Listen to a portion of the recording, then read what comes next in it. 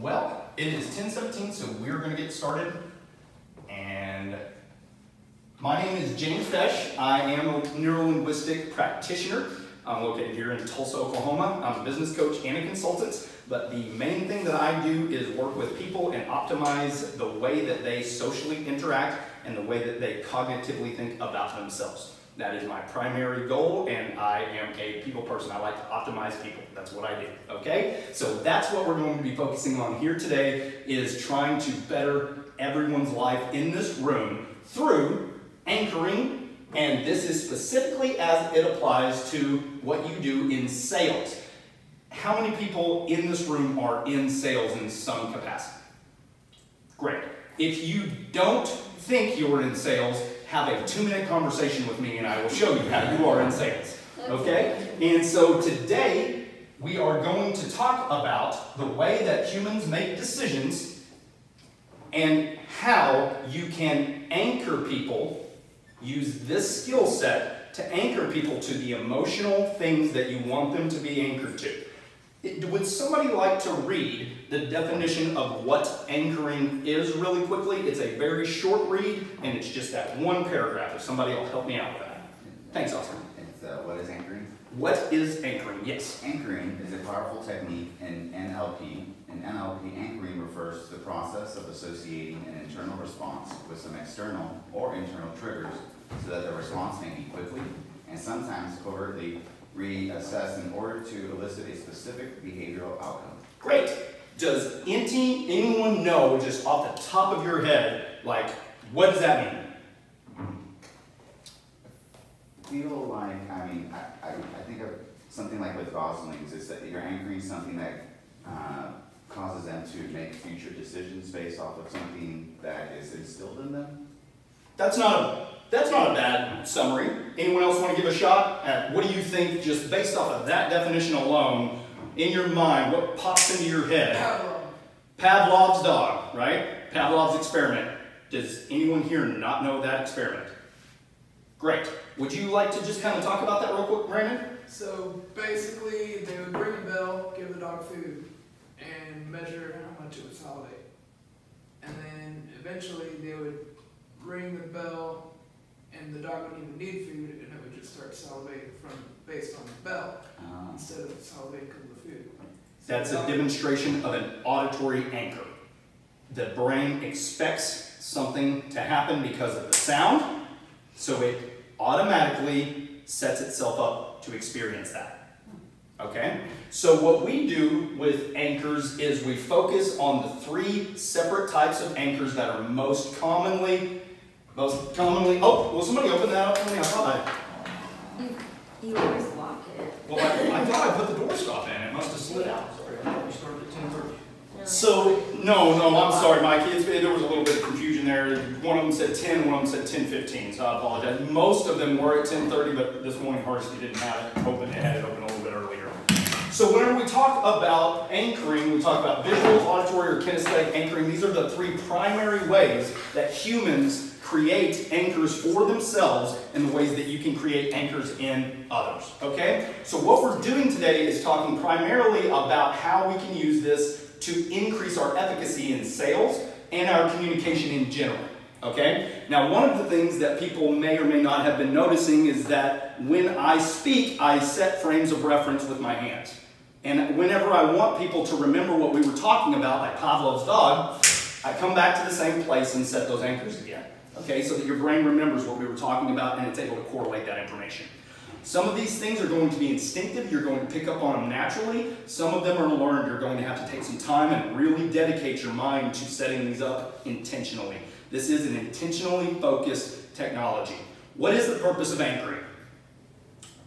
Bringing back memories of other people. That's right, accessing cues, different things like that. Why would we want to use it? So that I remember what you said. Thank you. So that whenever you walk away from somebody, they will remember what this was about. It will stick with them. Okay? It's anchored in them. All right? Now, the primary way that I will demonstrate this visually really quickly is let's go ahead and do a bit of a demonstration, because I already know Oscar's a bit of a feeler because of the way that he talked about the definition of anchoring was, he said, I feel like it's this way. So I know that you're a bit of a feeler by nature. That's kind of how you interact with the world around you. Does anyone here think that they're more visual? Great, Mike. So what I'm going to ask you is a question really quickly. Whenever you're most likely to do business with somebody, what's the character trait that you look for most? Mostly that I trust them. Great. So anyone else have something similar to that? Trust? What else? Any other words that come to your mind? I feel like they have to be presentable or look like, I don't know. I feel like there's an image to me that someone has to kind of have if I'm going to be buying something from them. And what does that image look like? More professional. More professional. Okay, so you have to trust them. They have to look professional. What else? If you're going to do business with somebody, what do they have to? What visuals pop in? Openness. Openness. They have to be open. Great. Fantastic. Open. How do you spell openness? 2 N's. 2 N's? Wow. It's the first time I've ever seen that word written down, I think. Openness. Okay, great. So whenever we're thinking about these words, what I'm going to do is teach you guys something about those words really quickly. Whenever you know that someone is trustworthy and you know that somebody is a professional, if you know that they're very, very open, then those are all somebody that you are going to want to do business with. Is that correct? And someone that's educated in their product. Educated. Okay, so if somebody is educated and knowledgeable, is that somebody that you would want to do business with? Yes. Okay, did everyone notice what I did whenever I was talking about those words? So he saw it, it's a hand gesture. If somebody is trustworthy, if someone is professional, if they're educated and knowledgeable, if they demonstrate openness, is that somebody you would do business with?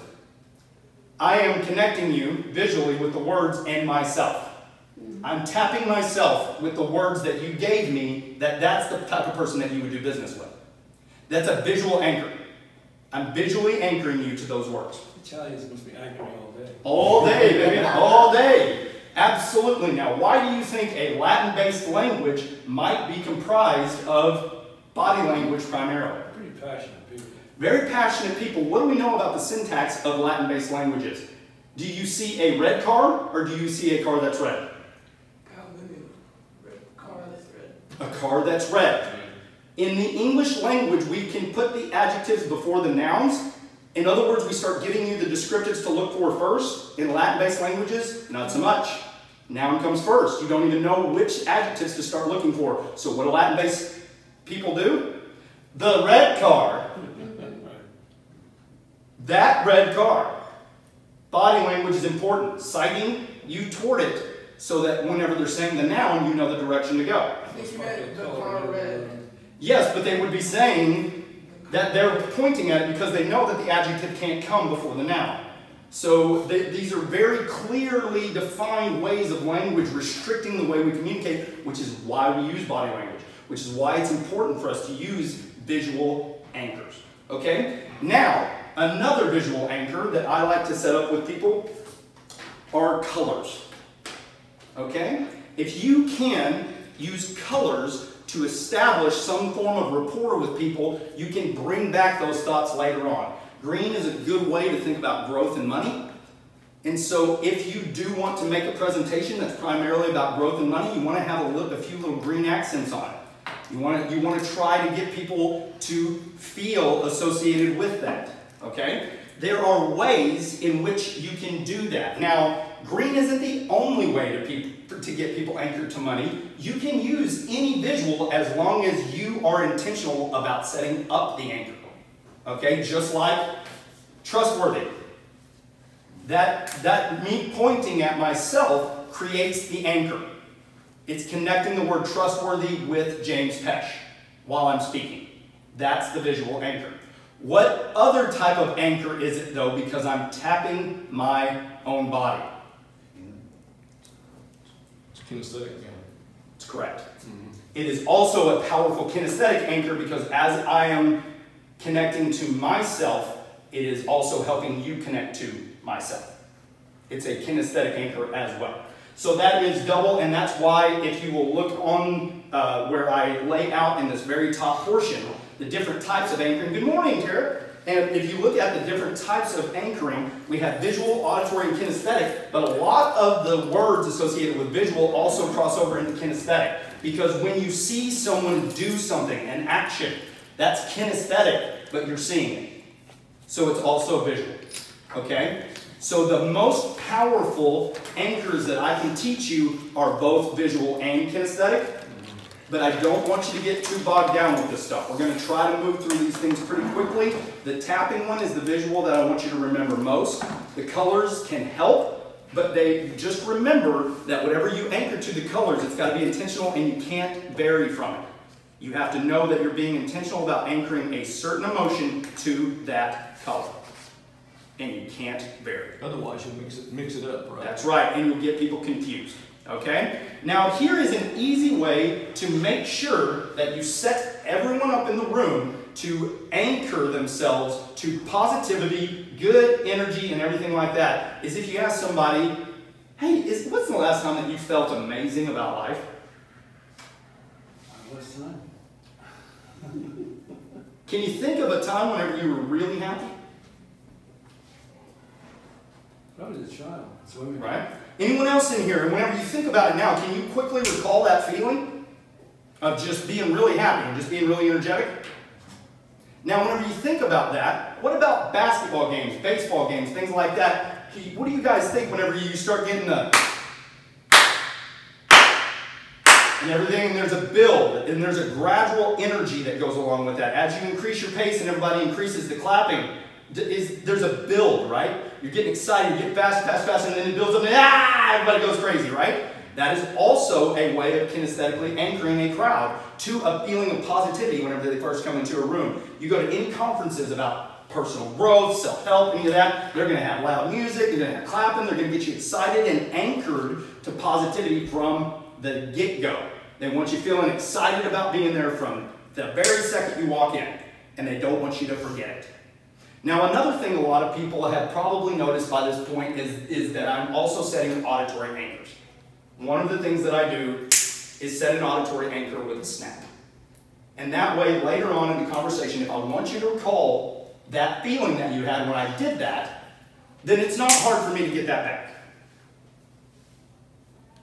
Okay?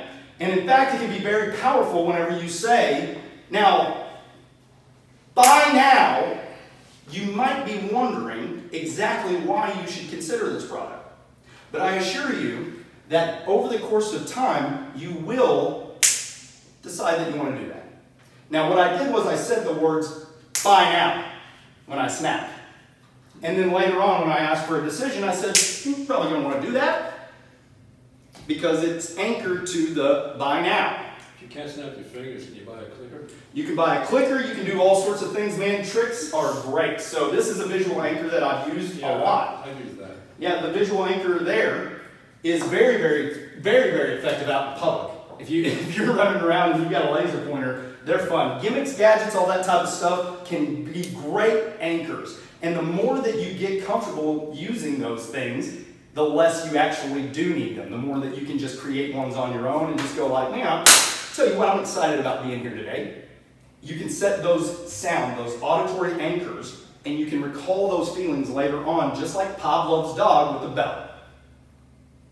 And when you get the types of emotions going that you want through visual, auditory, and kinesthetic anchors, people will be most likely to commit to your program, to agree with your product, to come in line with your thinking. Because you've done a good job of anchoring them to all of the emotions that you wanted them anchored to. This is a very intentional technology though. You have to make sure that whenever you're wanting to establish that you're a trustworthy person, that you're very intentional about making those visual anchors. And make sure that they see them. What's important about a visual anchor, they have to see it. If they're not looking at you whenever you're giving it, whenever you're setting it, it will not be effective. Yes, Mike? So is this, I've seen people speak that aren't intentional, that Correct. are doing all sorts of weird movements and stuff Correct. like that, and they're all over the place, and it Correct. leaves you confused, and that's probably why, because they don't understand this and are not intentional about their movement or what they're That's very, very accurate. Okay, so if you guys remember during the campaign in November, there was analysis going on about body language and posture of one of the candidates. And what would happen is that during the Republican primaries, whenever they would be debating, one of the candidates, while others were talking, would be going. Now, everyone was looking at that and going, what a moron, what is he doing? He was anchoring this other person talking with nonsense. He was making the other person look foolish while they were talking because nobody could concentrate on what he was saying. They were only looking at this other person going, what is going on? It was intentional. That person won the election. And if you will watch the posture and the body language, it is intentional. Another thing that he does when he's on stage is he stops. Whenever he's talking, he's the predator. He's the one in control. Those are all body language. Now, you may not want to use that. That is not always going to be conducive to what you're trying to accomplish or achieve. But in his situation, it worked very, very well, and it was very, very planned. It was pre-planned. So when you're thinking about body language and posture and those types of things, you want to analyze what is most persuasive, what becomes most effective, and how am I going to find out what's going to be most persuasive to Oscar? You gotta ask. Gotta ask, right? You've got to get good at interrogating the people that you're talking to in ways that don't seem like it. So when I come up to Oscar and I go, Oscar, man, the last time that you did business or you bought a product, you know, what was it about that thing that made you just decide looking at it like, I'm going to buy that? It makes sense. It just made sense, right? You know what makes sense to me? Is always making decisions that make sense. Does that make sense to you? Oscar just gave me a portion of what I need. That when he makes a decision, it's got to make sense. That makes sense to me. You see that? Back to anchoring myself visually to the words he gave me. That builds rapport between me and him, he and I. And that is going to be the most effective way of you being able to create and sustain that rapport is to use the words they give you and to continuously anchor yourself to them visually and your product. Now, let me ask you something, Oscar. Whenever something makes sense to you, like a contract, whenever you know it makes sense to you, how do you know? Well, I know how to read. Right. And I feel like I'm educated enough to be able to understand what's written in front of me. Sure, and because you're educated, because you can understand, I know that this is going to make sense to you. So if you want to just take a minute, look over that. I didn't anchor me now to the making sense. What now am I anchoring to making sense? The contract. See the difference? Transition from a visual anchor being here to a visual anchor being there. Another way you can set visual anchors in a conversation is, you know, some people really like to make decisions based upon, you know, feelings and emotion, and they just all in. The risk is just get some jazz. Other people are real safe. Where would you say you are, Mike? Safe. You're more on the safe side. Now, would you consider yourself more like here or all the way here? All the way. All the way here. Great, Mike. You know, I consider myself all the way over there as well. So you're setting visual anchors. You're setting a scale, and you're allowing the person to place themselves within it. And then did you purposely move to where that spot was? Yes. Yeah. Then I stepped into it. Stepped into the frame so that you would then correlate that visual with me. Okay? Now, auditory sounds, I've been doing a lot the same way. Where whenever he's saying, does that make sense? Then when he says that, I'm tapping. That way, whenever I lay down the contract and I say, now whenever something makes sense to you, and that auditory anchor came when he gave me the word. You may or may not have noticed it. If you go back and you watch the video, you will. But whenever I ask somebody and elicit those words and I say, hey man, whenever you know that you're going to do business with somebody, what trait do they have to have most? Responsiveness. Right. Responsiveness. And that's why whenever, so responsiveness is what? It's saying that someone's really listening to what you're saying. Correct. And how do you know whenever somebody is listening to you? By their eyes, by their inflection of voice. Right. Yeah, exactly. Now, based upon just listening to you now, I can tell that because I have been listening, I think that you're going to like what you see here. So what I did was, whenever he was telling me what he needs, every time he said it, I was just giving a little tap on the table. And then whenever I presented, same thing. It's just auditory anchoring them to their own words, and then whenever you want to provide the thing that you're bringing in, that auditory anchor is easy to then elicit. Does that make sense? Right. The last one we're going to talk about is kinesthetic anchoring. Good morning, Beth. Kinesthetic anchoring is all about feelings, emotions, and tactile relationship to the world. One thing we haven't really covered yet is the difference between tactile and spatial. Does anybody right now know the difference between a visual anchor that is tactile versus one that is spatial? Tactile is what you get when you actually feel something. Correct. Or you have the perception of feeling, right? So whenever I say that somebody is trustworthy, is this a tactile or spatial?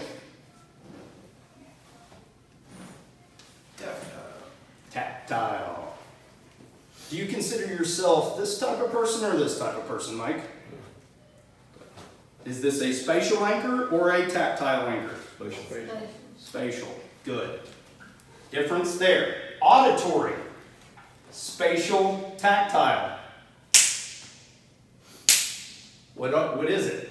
Is it spatial or is it tactile? It's tactile. It's tactile, right? Is there a way to do a spatial auditory anchor?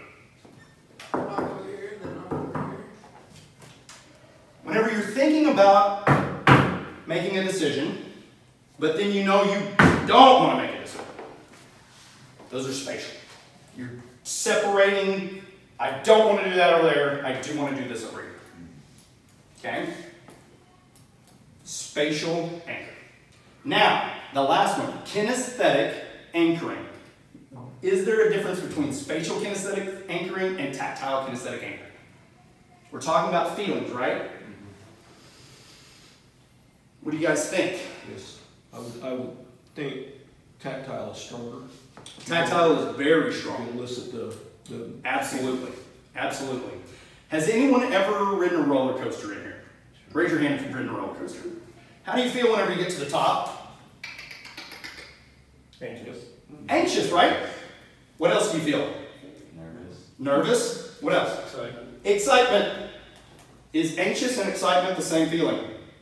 Yeah, pretty close. No. No. He says no. Would you rather be excited than anxious? Yes. You would, wouldn't you? Would you rather be nervous than excited? No. No. You guys see how these feelings are all interrelated? We're all going up the same roller coaster, right? We get to the top and we feel excited, nervous, anxious. Okay? Now, when I'm eliciting emotions from other people and I'm wanting to set a kinesthetic anchor, do I want anxious or do I want excited? Excited. Right. So what do you have to make sure that you do? Ask questions. And Ask questions and make sure that the anchor that you're setting is appropriate. If this is a person that doesn't like roller coasters, they're not going to like you when you're trying to elicit excitement. They're not about it. Right? So you have to be very careful about tactile anchors and kinesthetic anchors that you haven't already assessed and made sure that that person is going to relate to. So do you ever use those to set nervous or anxious in relation to somebody else's product or some other the opposite of what you're trying to do? So I don't, but I do know how to. Yeah. I don't think that it's very ethical. What I do instead is I always try to put my product into a positive light instead of trying to minimize someone else's. So what I will say is that it's easy for you to be able to establish trustworthiness with someone if you don't crap on somebody else's product, but you're able to say how it's advantageous to choose yours in spite of theirs being so good. So rather than set them attached and connected to nervousness, I'm going to pull them away from why that thing that they're interested in about the other person's product, why it's advantageous to instead go with me, even though that's great. Because I don't want to use nervousness or fear at all, because I don't want them to ever associate me with that. So I don't personally do that. However, it is highly effective, and oftentimes you'll see it in car sales where someone says, you know, we'd like to go away and think about it. And they go, you know, that's a great idea. I think you guys should go to lunch, grab you something. But honestly, there's another couple that is thinking about this right now, and they're talking to my manager. And I just really, I mean, if you want, I just don't want you to miss out. That's setting up a nervous anchor that I'm going to lose, right? I'm going to lose out on this thing that I might want. And that's setting. I always walk away from him. That's right. And over the course of time, we've seen that it is less and less effective for salesmen to try this technique, and it's because it sets an uneasy emotional anchor in the mind of that person. They don't want to do business with you, even if they really want that car.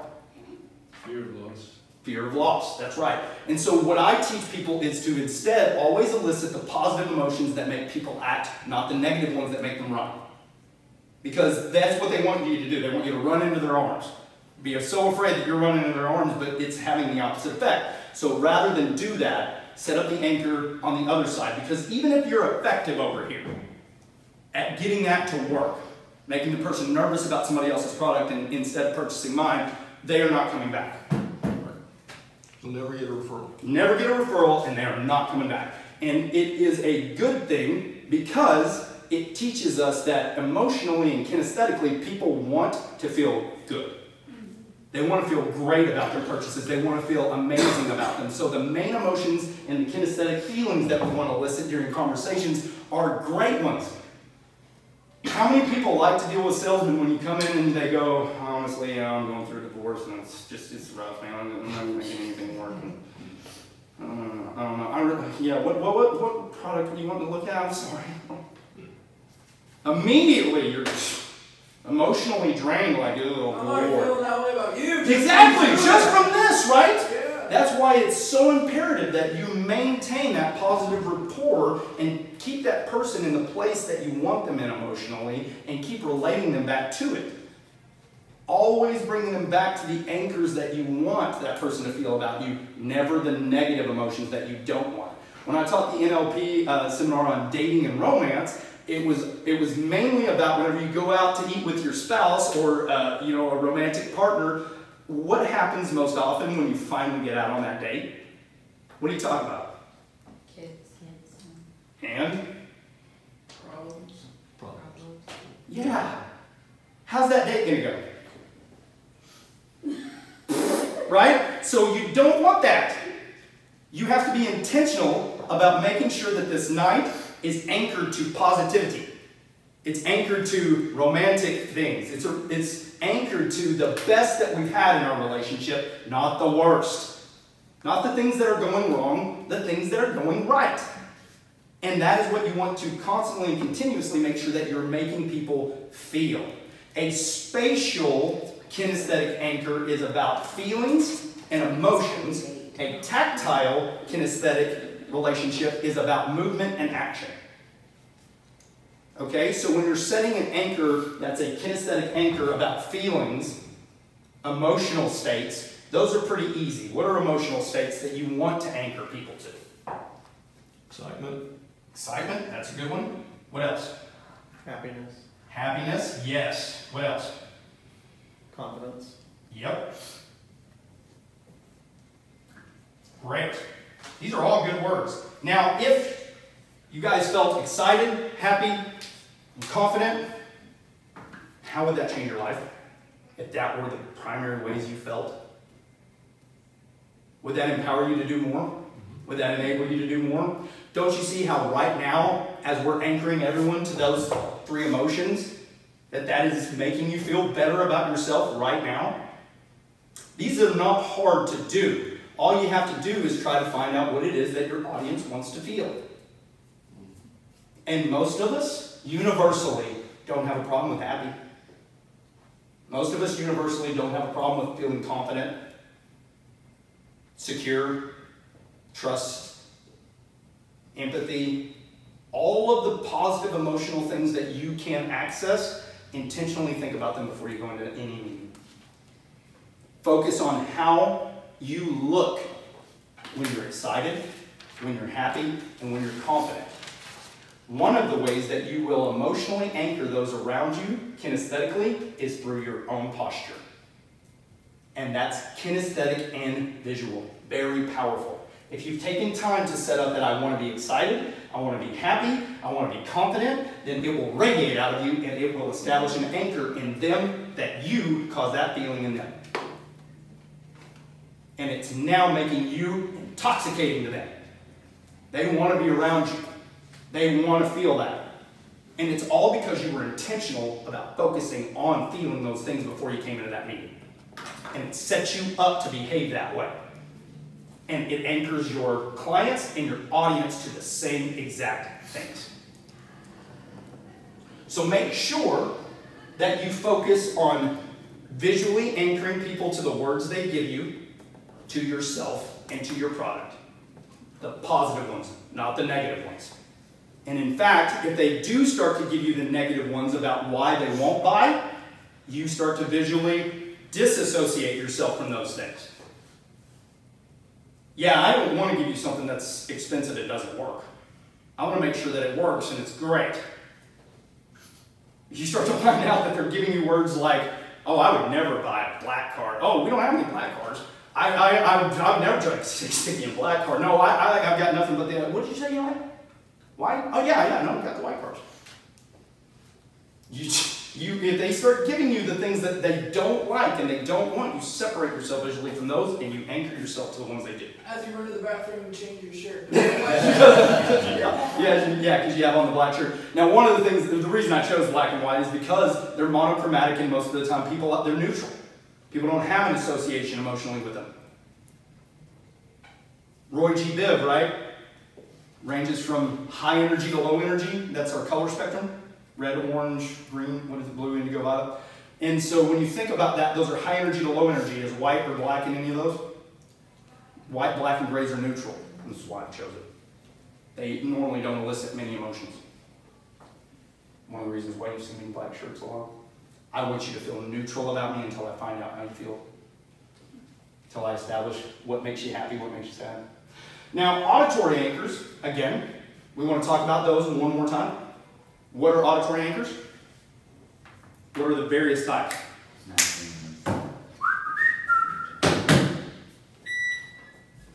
There we go. Good one. Yes. Use what you got. Okay? Auditory anchors can be anything, but they've got to be intentional. When you want to set up the anchor, you have to know what you're doing. Pavlov, when did he ring the bell? Initially. What was the purpose? You bring it to give the food, so the food, they'd associate the salivate, or they associate the sound of the bell with the food and with salivate. Exactly. So what was the first thing that he had to do to make sure that the bell would cause salivation in an animal? Do them together simultaneously. Do them together simultaneously until it was anchored. And then once it's anchored, I can bring back that salivation with that anchor. No food. No food. But you gotta do both simultaneously first, a few times to get the brain acclimated to that. Setting that neuro pathway. Okay? Does that make sense to everyone? Great. Now, kinesthetic, visual, auditory, is there anyone right now that can think of any other way that you could use anchoring in your day-to-day life right now? You can use it on yourself. Absolutely, you can use it on yourself. Give me an example. To set up how you want to feel. Yes. Right? So if you know that you're getting up and you're kind of dragging butt, whatever, and you can set up excited feeling, whatever, right? So when you go in, start your routine in the morning, go in, brush your teeth, whatever, set some sort of sound that you always make Absolutely. to trigger your own mind. How many people here wake up to an alarm? Okay. How does that make you feel when it goes off? Right?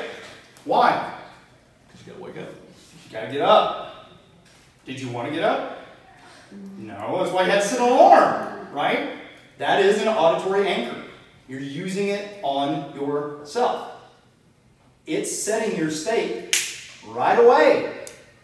So what should someone do if the alarm clock is going to already set us up for negativity? What do you do to make sure that doesn't happen?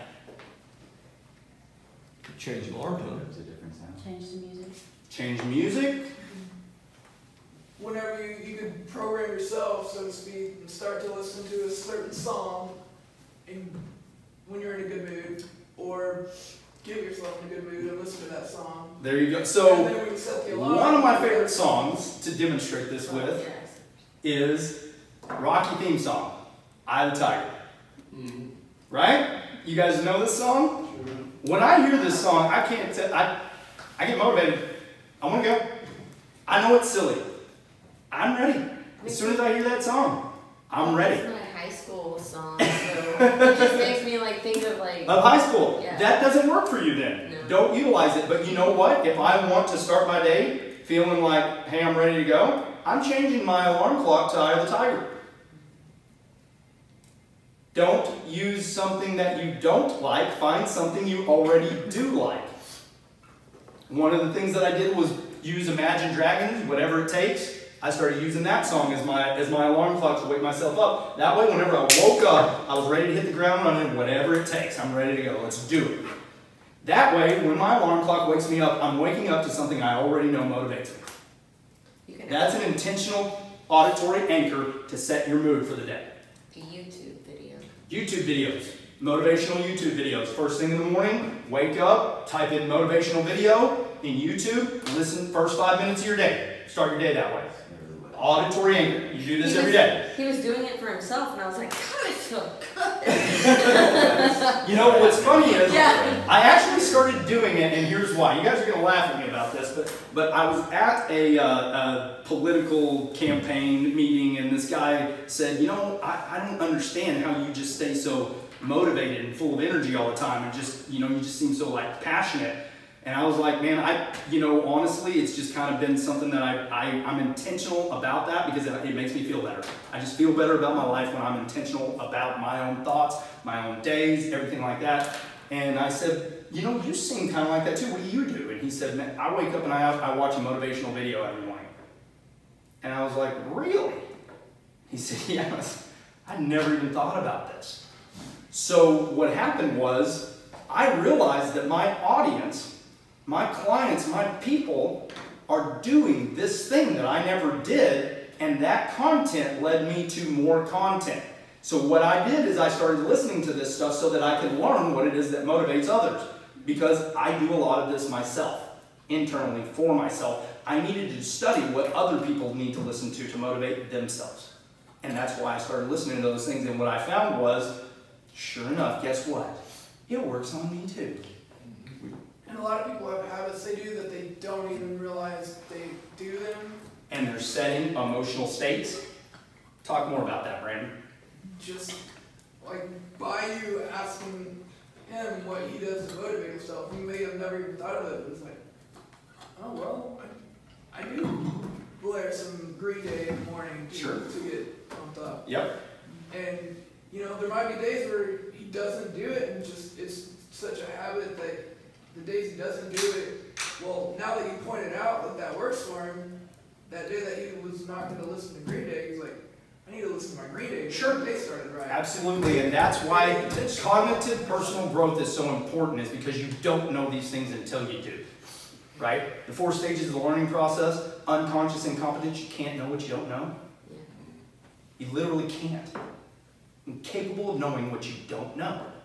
So therefore, if you didn't know before that you were somebody who was responsive to auditory anchors, now you do. And you also know that those around you also are responsive to auditory, kinesthetic, and visual anchors. Does anybody have any questions about any of this? I was just thinking one of the most important things to change our consciousness, our mind, is by eliminating the garbage that is bombarding us all the time. We turn on the radio, TV, the internet, because that, I think, is what compromises most people's minds. And why do you think that would be? Why what you're listening to, what you're seeing, why would that affect the way you feel day to day? Well, it's reinforcing negativity. Right. And so then what would be the opposite of that? Listen to stuff that contradicts that. Sure. So what type of content would that be? For me, it's usually spiritual truth. Sure. And sometimes I listen to, if I want some politics, I'll listen to stations that I think are not fake news. Sure. And if there are questions, I'll go to sources that I think have the answers. Right. Now, what type of emotional or mental state would you feel best in if you every day were in that, if you could put it in one word? Total neutrality. Neutrality. So you feel like that if you were, let's use But with the awareness of a power within me that can move in any direction. neutrality Control. plus, what was that? It's like you said, control. Self-control? Or Control. you said something else. You said neutrality The plus. ability to act in a moment with the power I'm aware of that I have within me. Ability. Once I see the situation. But no, How's that work? Power, yeah. Power? Would you like to feel powerful? Sure. I know I am at times. Sure. Would you like to feel more powerful every day? Well, not as a. I would like to be aware that it's there, that I can push it when I want to, otherwise I'll be exhausted. So if I were to say that I've got, feel, when you say feel, that's emotion. sure. So I don't want that to strain me all the time. So let's say I've got an atom bomb. Just because it's not exploding, does that mean it's not powerful? Right. No. No. Is it still full of power? Is it still powerful? Great analogy. It is, right? So then, wouldn't you want to be powerful even if you're not exploding on everything every day? You'd still want to have that power Have in the you? awareness of it, not necessarily the feeling of it. Okay, but have the awareness of it. Now, what then, if you were wanting to be aware of that, what do you think you need to focus on taking in most?